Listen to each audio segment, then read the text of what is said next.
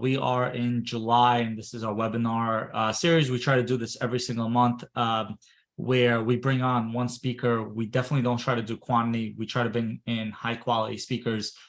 Richard is a close friend of mine slash partner on a few different projects. We've known each other for 3 years now. It's approaching 4. I think we started in start of COVID during the North Carolina trip that we took together. And ever since I knew Richard, he was always describing about his expertise, and it's always been hard money lending, small multifamily.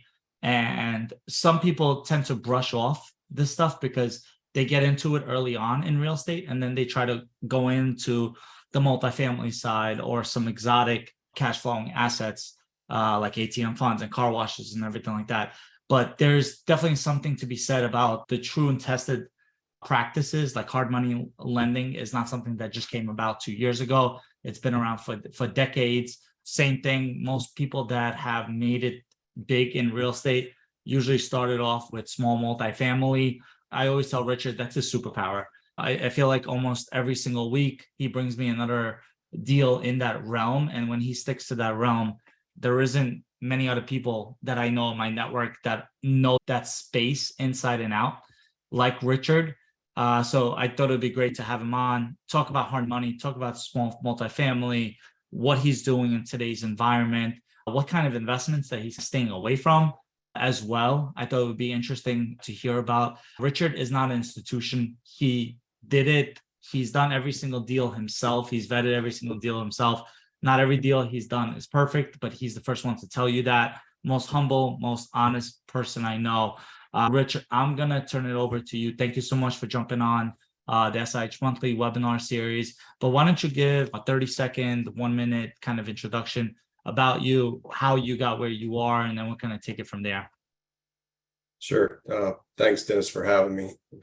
My name is Richard Fowler. My company is Investable Capital. I got started in 2012 in buy and hold rentals. Actually, I bought my first property was a triplex. Slowly worked towards growing that portfolio. Basically, what got me started was I lost my pension in 2012. So with that in mind, I figured real estate was a good way to make up for that loss of pension. Even all the way through, I've been doing the lending as well on the side, not as a main means, but more so in my retirement fund. So we had a self-directed IRA that I had been lending through. But yeah, we got a nice rental portfolio as well as a lending portfolio, and then a few passive investments. Yeah, that's been doing this for about 10 years and been financially free since 2020, July. Again, one of the most humble people I've ever met. If you've ever have a conversation with Richard, it goes way more in detail than that. But let's go back to, you said you started with hard money on a passive side. How did you get into it? How has it evolved throughout the years? And what are you looking at in the next couple of years from everything from current interest rates and everything like that? And what kind of due diligence to it? Let's just jump right into it. Sure. So I guess how I got into it is I was on the other side. So I was borrowing money from other folks, private lenders from day one. That's how I purchased my first 2 properties were from someone else's self-directed IRA. I just basically copied what they were doing. Just basically started my own self-directed and started doing some loans through there slowly. Like I said, eventually had some properties that I owner financed. That's still in the lines of lending, but it's another way to do it. We've done some land contracts, which kind of got away from those. But I guess the question you were asking going forward, like I said, I think we were talking this a little bit ago before we started. I foresee the rates I would hope to slow down here a little bit. I think they're probably going to hold the rates. There's people still hoping that they'll lower rates in 24, but I would say that I wouldn't count on that. That's just wishful thinking, and I think that's not the way you should invest. As far as what am I going to do in the future, I think I'm going to stick to what I know, stick to the markets that I'm in, and just keep a small circle of people that we do lend to, and just keep doing what we've done. Try to stay to what I know, and that's got me to this point. So I believe we'd like to grow that a little bit. I think we might talk about that a little bit later, as far as maybe doing some joint ventures or something with others. Yeah. So when you got started, what did the deals look like? What did the typical deals look like compared to where they are now? And then just the time frame, can you just give us the timeline on those? Yeah, I think back when, and this is probably 2012, I think the deals were similar. I think it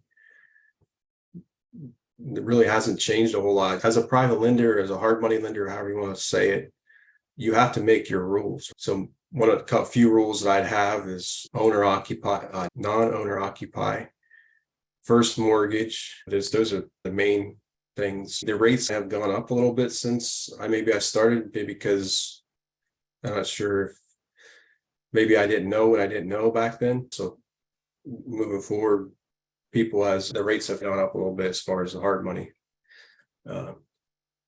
Rich, before you get into the rates, you said something really important. You really only deal with investors, right? Non-occupied.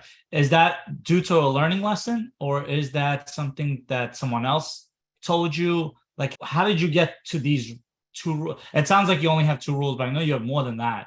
But yeah, how did you really? Why don't we get into these rules? But how did you get to that rule? Because a lot of people would think someone's going to live there, especially if it's a seller finance sale, something like that would be the safest possible deal. And there's some people that even have the strategy that you sell a finance, let them kind of default on and take back the property, rinse and repeat.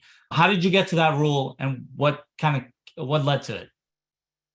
Yeah, I think the big thing that happened, I think, is in the '08 kind of brought on the Dodd-Frank and thing rules. So you have to be really careful with lending to individuals, where if you're lending to an investor, you don't have to, those rules are not applied to that. So that's where I came. And also I did 4 or 5 loans with private individuals. Each one of those ended up not so good. Within a little over a year's time, I received all those properties back. And some might say, oh, that's good. But in a way, it was bad, because you still have to take those properties back. You have to worry that one of the guys didn't really realize he was married, and his wife was in Las Vegas, and he was moving to Florida, and threatened, he's like, hey, I'm out. I left the keys under the mat. And I'm like, oh, geez, now he's got title, he's got a mortgage on my property or whatever. There's things to learn that you have to know going into this. There's quite a few things. It's simple in a way, but if you just like the banks in '08, they got over their skis and they broke their rules, and you see what happens. So you just have to, I do have rules, like I said, and you just you're the bank, you make the rules, and you just stick to your rules, and generally you'll be fine. And Richard, for frame of reference, where do you lend, and how far is that from your residence and stuff? Do you go out of state and everything like that? No, so I'm in Northeast Ohio. I live in North Canton, Ohio, which is probably 15 minutes from the Football Hall of Fame. I'm lending to people in this, basically in my local group. We have RIA groups locally. Generally, that's the only people I usually lend to. Just you usually have a good group. So that's what I've done all along for the whole time since I've been lending. So it's within surrounding counties usually is where I lend. So. Gotcha. And so your first rule, I guess, that you've created is you only lend to investors. What was your second rule? Non-owner occupied. Yeah, that would be an investor. So what would be the other rules that you had? First mortgage, 60 to 65% LTV, loan to value. I'd like to lend where if I did get the property back, it'd be something I'd be willing to deal with if I did get it back. And then vetting the people a little bit too. One of the funny things is we have a breakfast meeting and about every week, and there's a couple there. They would go and they'd introduce themselves as landlords, but then they said, "Oh, and we also occasionally lend." So they didn't actually never ever had they ever come out and said, "Hey, we have money to lend." They basically say, "Oh, we occasionally lend." And there was only a few people that they lended to. It's not hard to lend money out. Is really simple, right? You just, if you go into a room and tell people you have X amount of money to lend, I guarantee you there'll be a line of people waiting to talk to you. Yeah, that's majority of location, and I know the areas really well. I've been doing this for a while, which helps a lot. I'm not sure I'd feel so comfortable going into some other area, not knowing the markets and things. So that has helped me a lot too. And in terms of your rules with lending to like first time, let's say flippers, are you okay with lending to first time flippers? Do you jack up the rates at that point to take on the risks? What do you usually approach? Because it's like catch 22, you want to build your potential database, but at the same time, you got to be careful with the money. So how do you usually approach first time borrowers with you? Generally, I don't deal with the first time guys. I usually like to have somebody that has a little bit of background, maybe one or two deals at least. But I'm lending on the property. I'm not pulling credit or anything on these people. That's not what I do. It's more about lending on that property. Like I said, if it's something that makes sense, because I've done my share of those kind of deals actively as well. So it's I know it gets hard to explain sometimes, and then sometimes you gotta feel good about the deal as well. So there's that aspect too. So generally, most of the people that you lend to that are investors, they'll make it right. I've had a few people that over the years have given me the properties back, but only a few, probably 5% over the last 10 years. So walk us through something like that. How does that look? I'm investor A. I borrow money from Fowler Enterprises, and 6 months into the flip, this is over my head. I call you and say, "Hey, just take it back." How does that look in terms of? I know you're state specific to Ohio, but how does that look in terms of timeline? What does that do to your returns? How much does that play into a role when you're analyzing the original equity balance? Because I know you said you're at 60% LTV. Did that play a role, those 5 foreclosures that you had to do? Talk us through that. I've never had to do a foreclosure.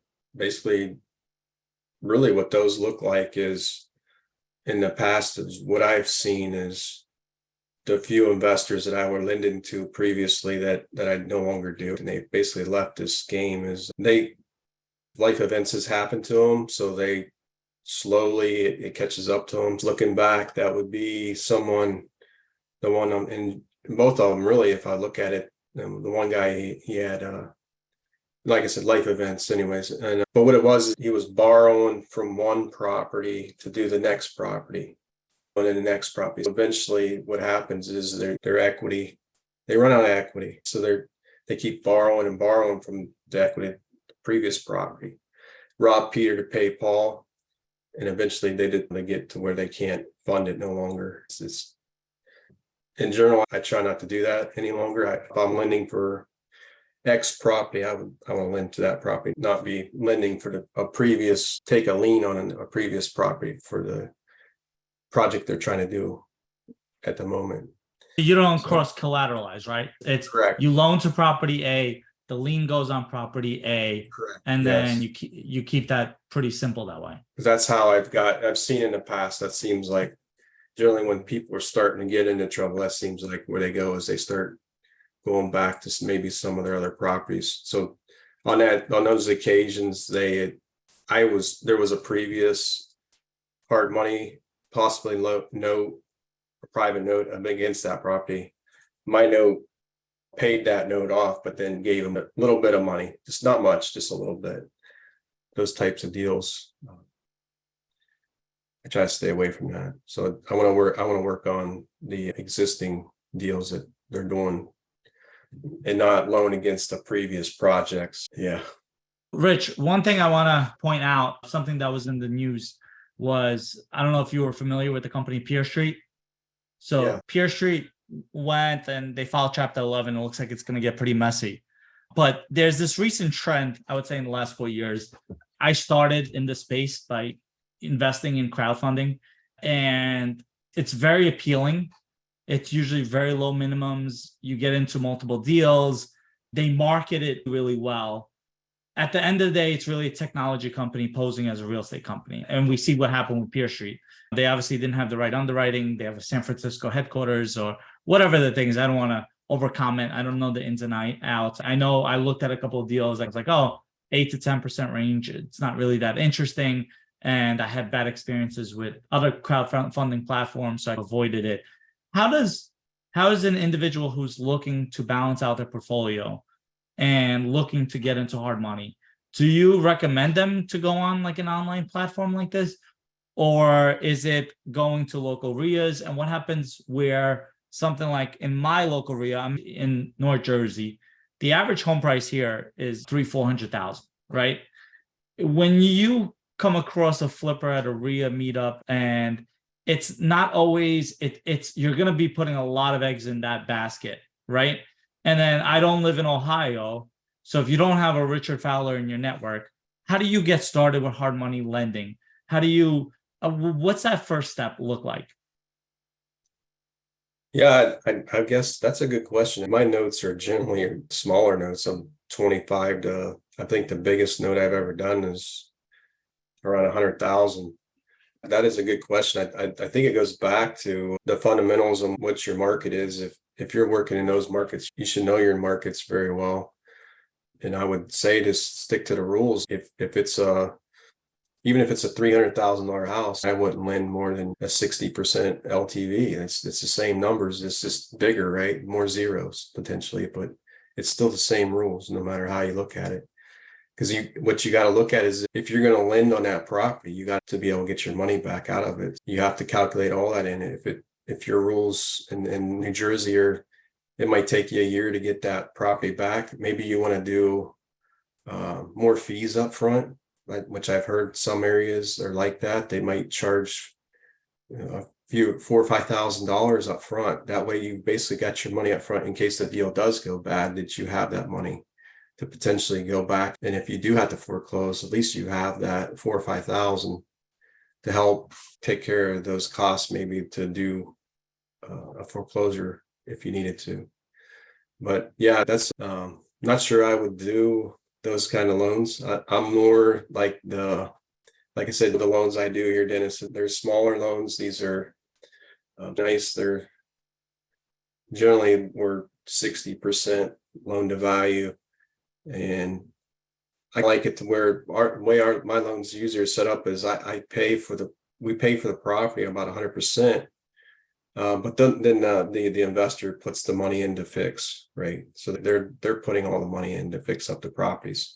And generally these are not fix and flips, believe it or not. Most of these are a burr. These guys are getting these properties. They're in pretty rough shape potentially that you can't get a loan on. They'll fix them up and get refinanced and then buy and hold. They're keeping them for rentals in their portfolio. Yeah. So what happens if you have to take back one of these properties? Is this something that you're selling it to another flipper, or this is something that you're stepping in and you have, Richard, I believe you have some flipping experience. You'll just step in at that point and actually finish the flip and sell it, or potentially keep it as a rental. What's your game plan in terms of when you're deciding to lend on a property? Are you envisioning worst case scenario? And what does that worst case scenario look like when you do look at the underwriting? Yeah. The nice thing about a house is there's so many exits, right? So even that's a good question. Like the one house I got back from one of the individuals, we actually kept it we portfolioed it for 3 or 4 years until here recently, 2020, we sold a lot of those homes off. But yeah, we basically took that one and just kept it and just kept renting to the same individual who was already there. I think it goes case by case, and you got to have you gotta have a plan. The nice thing I can say though is you can keep it, you can wholesale it, you can flip it, and you can do whatever you like, really. So just each property's unique, I'd say. But the nice thing, like I said, is, and even what I've done here in the past for a while too, is a little bit is if I find a nice deal, I'll actually sell it with a little bit of like a wholesale fee, and then I'll also owner finance it. So those deals are really good for me. Those are the ones you can get 80, 90, 100% return on investment on those kind of deals, if you can find good deals. And Rich, can you give us that example of what that deal looked like from start to finish? yeah, so there's been a few. It's hard to find those, but if this most recent one, my attorney called me. She said she has a home in Akron, which is probably 20 minutes north of me here. I end up locking that property up for $15,000, which is probably most people can't even don't even know what a $15,000 house is, right? It's not in a great area, right? It's a C- class property. But this guy he's bought. I basically marked the price up $10,000, so I sold it for 25 to him, owner finance. On that deal, I actually did give him a little bit extra, so I gave him a little bit extra, and the numbers work out to be around 70% return in 6 months. With that, I'll pretty much almost double my money within So 6 months. Is he refining you out, or this is you calculating? Yeah, he'll refi out. So that house is a 4-bedroom home in Akron, Ohio. He's going to Section 8 that home, and he'll get about $1,300 a month rent. So he's going to have $35,000. He's going to have more than a little bit more. He's probably going to be around 50 in that house. But he's basically redone the whole property. The pictures are amazing when he's done. He's done siding, redid the whole inside. And it was the blight of the neighborhood. Actually, the neighborhood, all the homes on that street are really nice now. So the neighbors are happy. He's happy. I'm happy, right? We made some money. He got an opportunity to get a home and add to his portfolio. And I got to make a little bit of money. So Richard, walk us through the thought process, right? You had this property for 15 grand. I'm sure you could have put 10 grand into it for 25 and then rented out to 1,300. Why go the route of this seller financing element of creative financing into it? Like, why go that route versus, and this is a conundrum that a lot of real estate investors have. It's you get something, and sometimes it's almost like, I always call it the Snapple conundrum. Sometimes you just want to see the peach flavor in the aisle, so you could just pick it up and leave. But when you start seeing the 105 different flavors, you pause and you freeze. And sometimes that even stops you from doing a deal.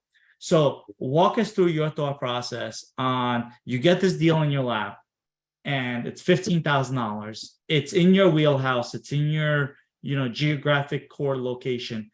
Why go this route versus keeping it yourself and putting it as a single family rental, or keeping it yourself and flipping, all the different options that you could have done with this one property?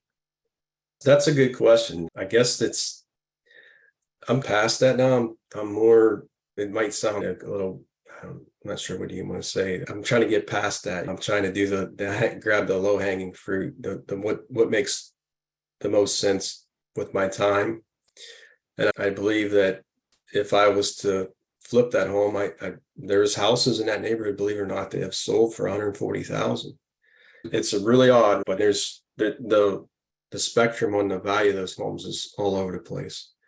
But I guess the other thing is I'm looking more to do a B class area for my portfolio. So I think that the answer would be is you got to know what you want, right? I think that's if you have a clear vision, and that property is going to take you out of your comfort zone, or it's going to take a lot of time and energy from you, and it's not in your heart to do that, I believe it makes it a little bit simpler to make those kind of decisions. But what I had done in the previous time is probably 4 or 5 years ago, maybe 6, is I would have I might have would just pass that and hand it to somebody, but now what I do is I try to look at each opportunity as to take advantage of each opportunity instead of just letting things go. As you say, you have to look at everything with a microscope, maybe even sometimes to see what you can actually do with that. I believe sometimes we pass on things that maybe we shouldn't be passing on. And I did that before. I was like, oh, I don't want to deal with this. This is hard.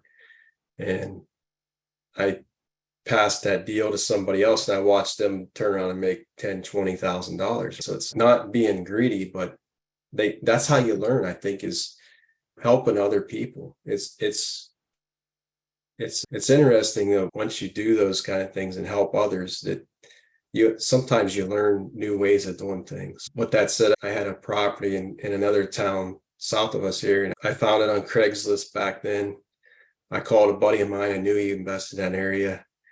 He said, sure, we'll go look at it. So actually, she had 3 houses. We went and looked at those houses. I ended up buying the one for $8,000. I sold it to him for 10, right? He gave me $2,000. All right, this is cool. Guess what? That very night, he sold that house for $22,000. So I was like, those are the way. But I wasn't mad. I wasn't mad. It was great. And he still talks about that deal today, right? And those are just lessons. That's how you learn. You just keep doing deals and learn from each one. And people, that's how I've done all along. It's I just followed other people. And like I said, when I first started, I was borrowing from people from their self-directed IRA. So then I got my own self-directed IRA and I started lending and just picking up these little tools in your toolbox.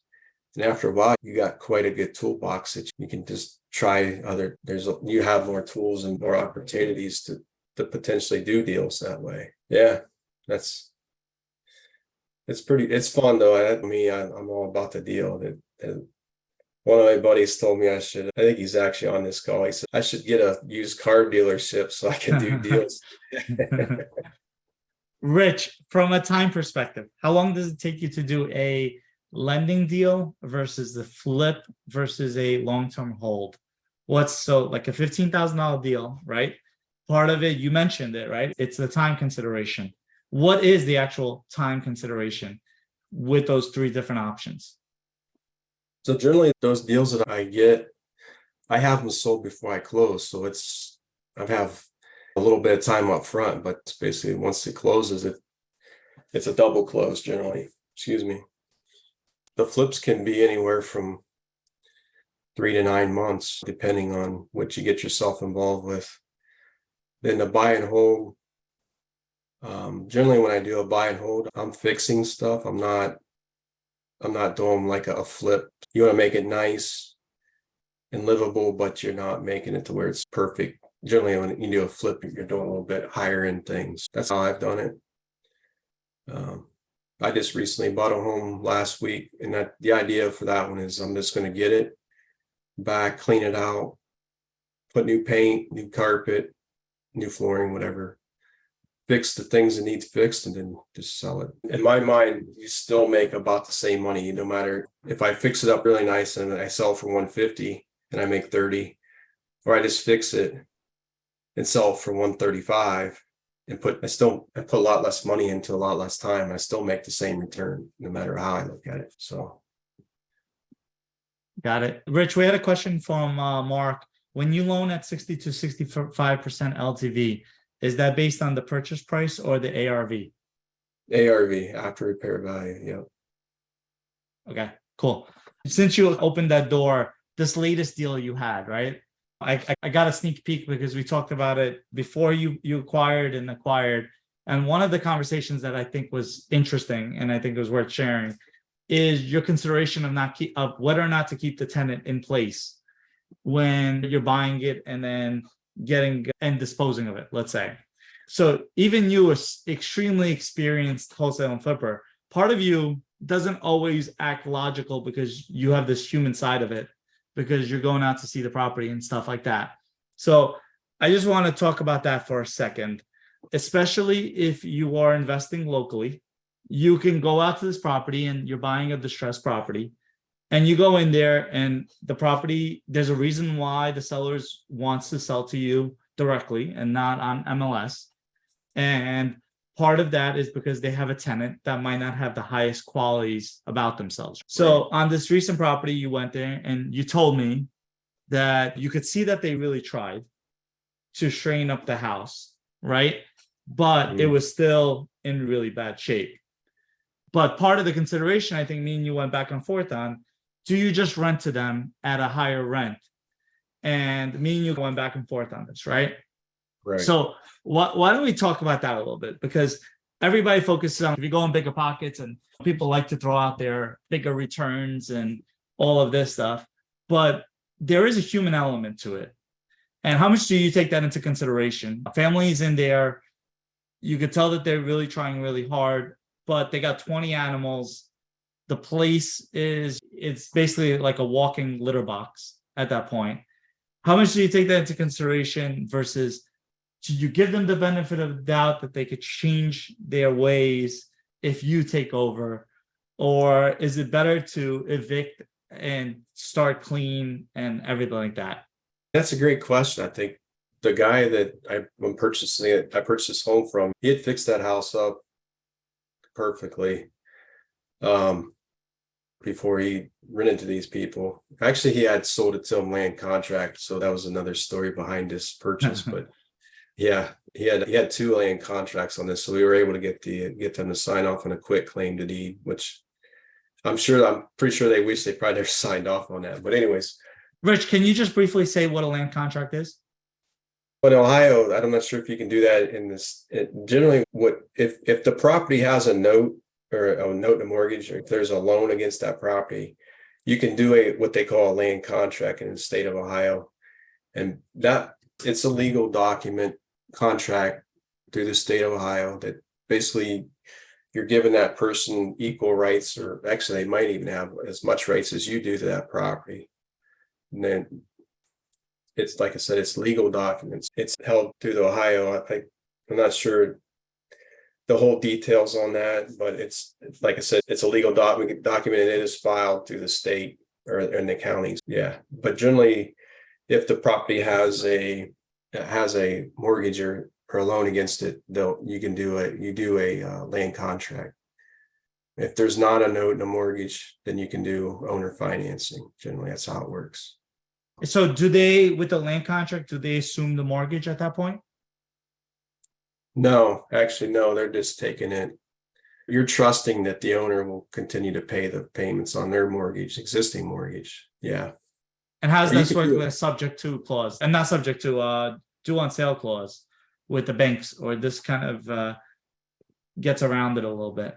I think, yeah, I believe it. They allow it because like I said, it's a legal process in the state of Ohio. So it's a contract. It's not like the subject to where I don't believe that is an actual state or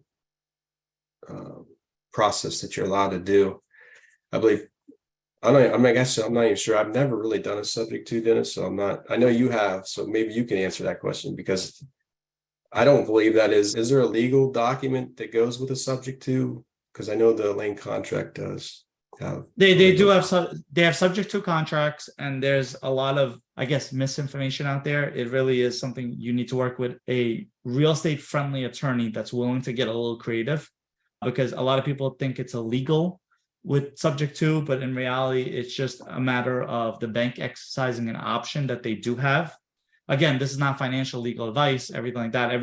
Anything that we say here, it should be taken with a grain of salt and consulted with your professionals. But basically, from my understanding on the deal that we did, subject to is completely legal. However, it's completely unconventional. So 99 out of 100 attorneys will just look at it and just say, we want nothing to do with it, especially sellers' attorneys. They're like, I'm not going to represent this, blah, blah, blah, blah, blah, blah. In reality, what you're doing is you're taking over the mortgage payments. And if the bank would like, they can basically say, you have to pay us off because the title has changed hands. But it isn't actually illegal and everything like that. It's just more about being unconventional and everything like that. But again, if you get into this realm, the first step before putting something like this on the contract is find an attorney Like we were fortunate in New Jersey to find an attorney that was willing to do it for us. But it's almost like you need a team around you when you do these kind of deals. And one of those team members needs to be an attorney that's willing to get creative and willing to coach the other attorney on the other side of why just because it's unconventional doesn't mean it's illegal. But let's go back to this scenario that you had where you're going back and forth of whether or not to keep the tenants there. And what did you end up deciding to do? And is this one of your rules as well? Because I know a lot of people, especially when they buy distressed properties, one of their golden rules is never inherit the tenant and make sure that's already in the motion when they're taking over. Yeah. I think the biggest decision for me was I'm more focused on the smaller multifamily, those types of deals. So this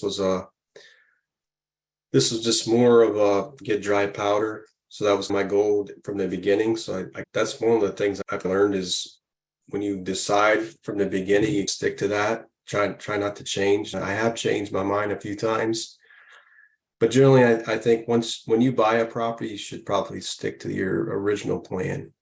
The other thing is I'd probably have, I bought the property for $75,000. The people are renting it for $850 right now. Market rent is around $1,100, so I could probably raise the rent, but those numbers are just not good enough for not what I want to. I guess the other way I look at it is I believe we're probably going to make 30,000. Let's say we're going to make 30,000 on this property. Okay, I try to figure out how long, if I was to rent that, how long, based on all the other numbers, the mortgage, the taxes, insurance, how long would it take me to make that $30,000 if I kept that property? And it's a couple $100 a month. It takes a long time to get those numbers. So we were looking more for a flip to just get more cash up front. So that's not more properties for a portfolio like that. So. Got it. So let's switch gears a little bit, Rich. I don't know if we mentioned it. Actually, I do want to give a state of the market on current. What is a hard money lender charging these days? And then I want to ask a different question, but I did want to approach this. What are you seeing out there? And again, this is very geographic specific. What is an experienced lender lending to an experienced flipper? What kind of rates are you seeing out there? And then what kind of rates would a passive investor, one that is not going out and actually finding these people, but maybe partnering with someone, what kind of rates would they be looking at for something like this? Where let's say someone goes to a RIA meeting, maybe they team up with an experienced lender. What kind of rates can the experienced lender expect to see? What kind of rates will someone who's passively taking the benefits from that lender expect to see as well? Yeah. So as far as so there's private money and then there's hard money.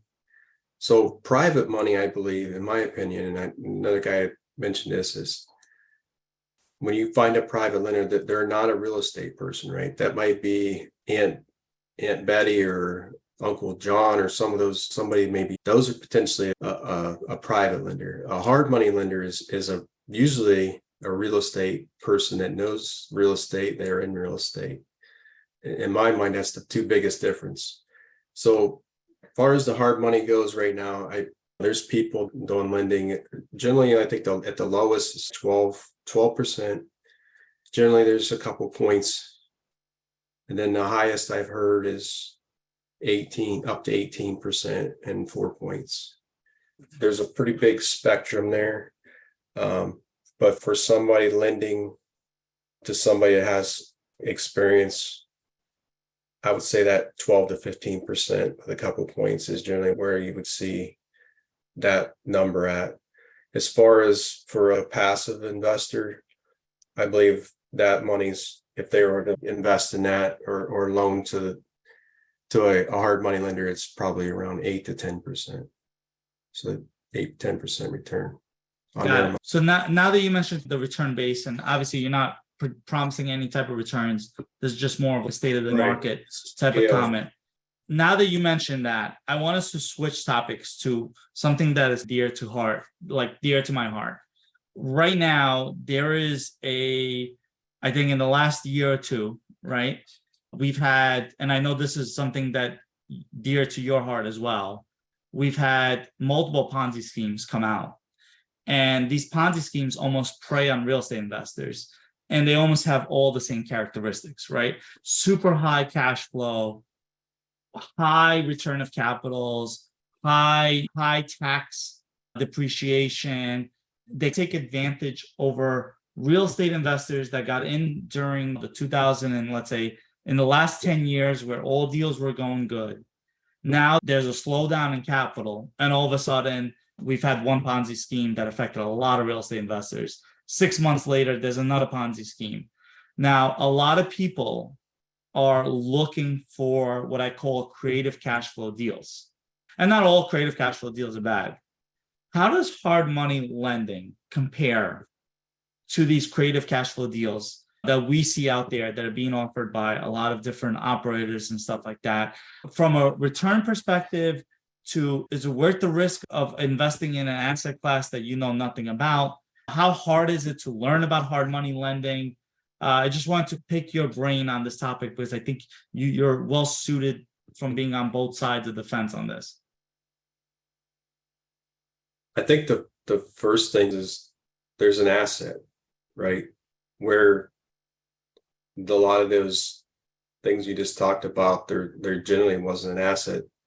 So that was a big learning experience. If there's an actual asset attached to it, I think like some of those Ponzi schemes you talked about, if we were able to go back and think about, is there a hard asset that was attached to that money? If that was the case, then potentially at least there's still value there, right? Where if you're investing in some of these other Ponzi scheme kind of deals, they were just taking money and paying the next person, right? So that I think the biggest thing for me is, as far as hard money goes, is like I said, there's an asset attached to that. At least that you're going to at least, hopefully, I would think if you've done your numbers correctly, you should at least break even at worst case. Where in a Ponzi scheme, they're taking money from the first person paying the second, depending on when you got in on that train ride. Hopefully, unfortunately, you could potentially lose it all because there's no assets attached to that generally. And I like it, and it seems like now that we're on the other side of it, it seems so obvious, right? When you look back at some of these Ponzi schemes. But when you put yourself in the shoes of the investor looking at that first offering summary, they do look very marketable, let's say, right? Because how could you go wrong? Because one of the things they always mention is, look how much risk you're taking off the table, right? We're returning 25% of your capital in year one. And you get to a point in life where you hope, and I hope my investors and anybody that's on this webinar, and I try to preach this, is where that's no longer an acceptable comment. Because if you hear that comment, what I want is a red flag. Because if the deal is so good that it's returning 25% of the capital in year one, why are they raising capital for this thing? Especially if this is a second year, third year, or a third fund. Because if you're getting a 25 to 35% return on your capital, there's cheaper ways of raising money than investor money. So it seems so obvious. And then when you look at it from that perspective, when you factor in the higher cash flow, the fact that there's an asset backed by the hard money, and yes, you're not going to get those 20% returns unless you're taking risks with an inexperienced borrower. But looking back at it, when you compare apples to apples and you compare with a hard money deal with one of these Ponzi scheme deals, maybe the Ponzi schemes had marginally better returns, but you're taking a 10x exponential risks for those returns on something that is just so much more complicated to understand than a simple, I loan at 60% LTV, I get my money back after 6 to 12 months, and I do it again. Rich?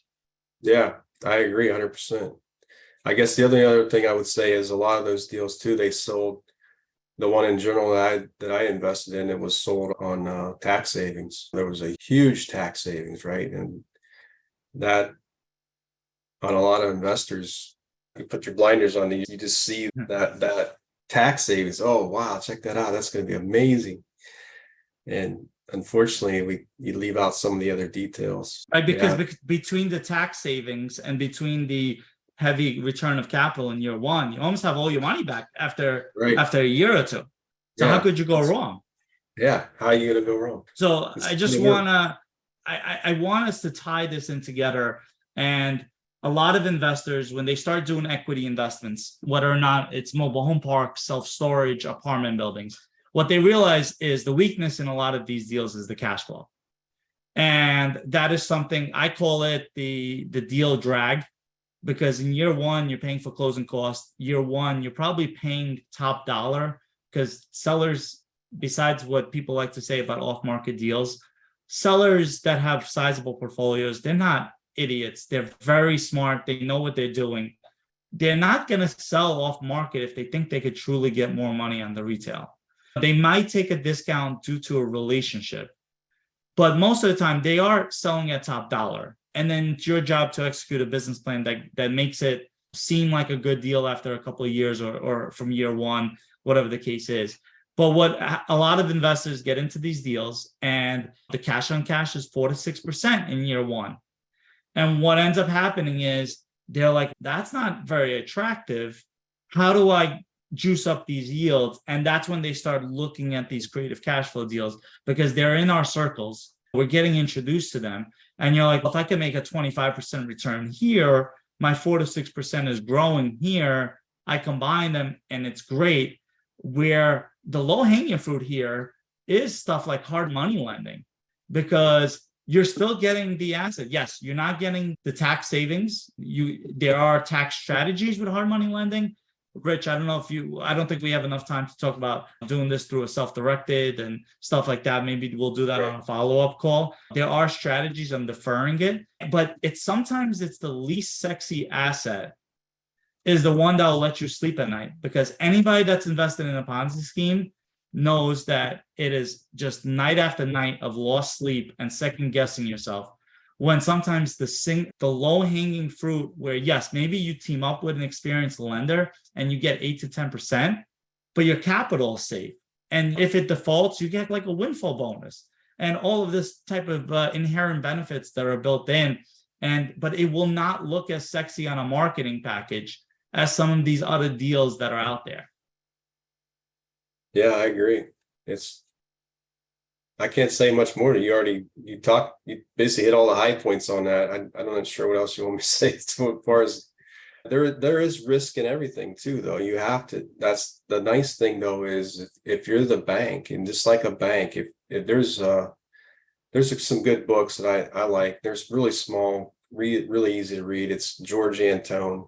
He has the Wealthy Code. He's got the Banker Code, and there's the Millionaire or something. There's 3 different books, but it just basically talks about leverage, right? And that's, at the end of the day, that's all we're doing, Dennis, is arbitrage, right? And right now, if you do a multifamily deal, I believe you're in a negative leverage, right? So there's no arbitrage there. You might still make cash flow, right?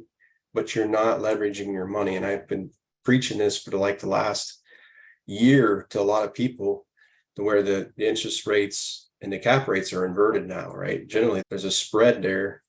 I don't know, 1.5 basis points, I believe, is average. But now we're flipped to where the spread is negative. So I'm not even sure why someone would do that, especially if you're trying to grow your net worth. If you're trying to grow your net worth and grow your property values or any of that, how are you going to do that if you're in a negative leverage situation? And I'm not talking about, even if, I mean, Rich, can you explain that for a second? What do you mean by? Yeah, so you heard of a loan constant, right? The loan constant, so that basically you take the payment over 12 months and then divide it by the loan amount, and that gives you a loan constant. So that if you get that number and then you look at your return at the end of the day on your cash, say you put $100,000 into a property. If that number, say you got your loan constant is 6, right? And your return is 10. So you got a 4% arbitrage or spread on that loan constant. So that means you're in a positive leverage situation. Now, let's say that's the same situation now. So say you're making a 5% return, like on some of these multifamilies. I believe that these guys are buying 5 caps, 4 caps, and your loan is say your loan's at a 6%, 7%. You're basically you're at a negative leverage. If you look at where your loan is versus where your return is. So your loan is at 6% and your cap rate is at 5%. That's a negative leverage. So you can do that with even your personal stuff, as far as if you want to look at like cash flow in anything you have, all your, even your personal bills, you can, like I said, you can take that number, the payment times 12, and then you divide that by the amount. And basically what that, it doesn't matter what the interest rate either is, you don't calculate that in. It's all it is telling you is how much cash flow you're losing by that. And a lot of times credit cards and car loans are your worst. So generally those are the ones you want to pay off, because usually your mortgage is a longer term, so it's going to have a lower loan constant. It's something to look at. Even when you look at, say you potentially buy a property, you might think that an interest only loan is the best you can get, right, as far as cash flow and leverage. So this is another way to look at things. Rich, let me say, I think I usually like to stop 15 minutes beforehand. I'm going to open it up to see if anybody have any questions to Richard, and then we'll go over where people, okay, so we had a question, example, multifamily, even though interest rate is higher than cap rate, you pay not on the entire property value, but only on the mortgage amount. Meanwhile, you make rental income on the entire property. That is a good point. Do you get the question, Rich? Yeah.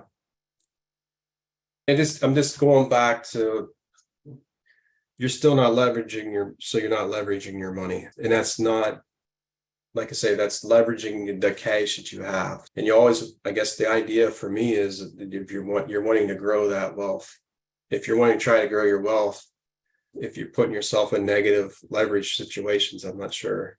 Unless you're paying cash, it's a little bit different, and you can't really look at it that way. But if you're using lending or a loan, it's just another thing to look at. You want to try to make sure you're doing a positive leverage. That's all I was saying.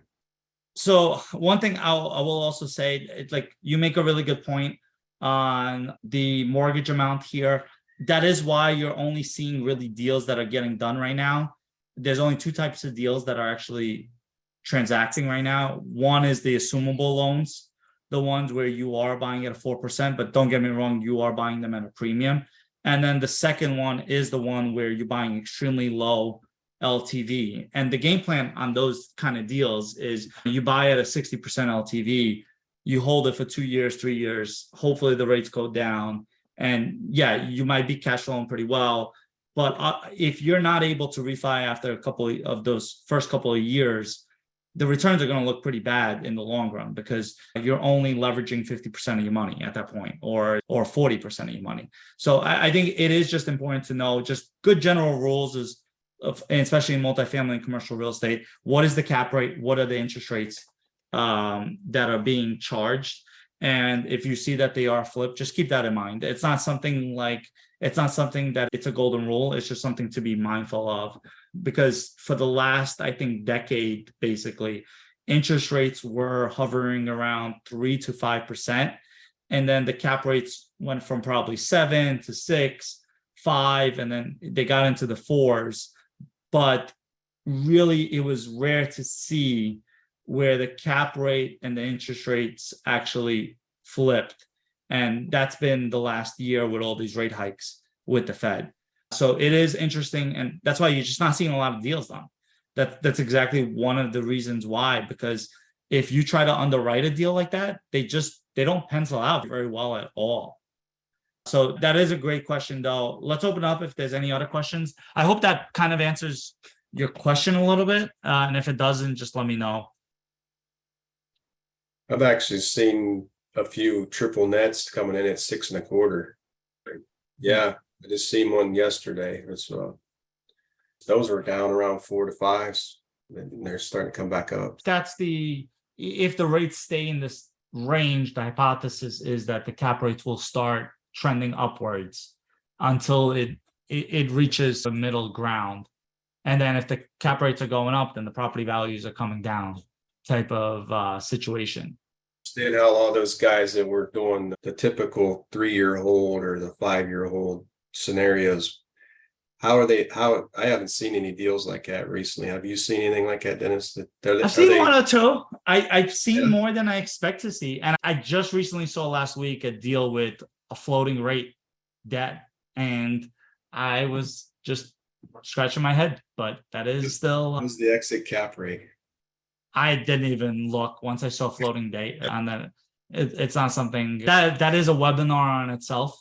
Yeah. On why you should avoid deals with floating rate. And I think that's just that goes with the whole. And I don't know if anybody's ever been on a webinar of mine. I hate the 3 to 5 year mindset. I wish it gets taken out of commercial real estate. Commercial real estate should be held for the long run. It takes a while to get to know a property. It takes a while to maximize the returns. And otherwise, you're just gambling that someone else will pay a higher price than you versus actually operate, which is what we really get paid to do. That's the difference between a 3 to 5 year hold guy and a 10-year hold guy.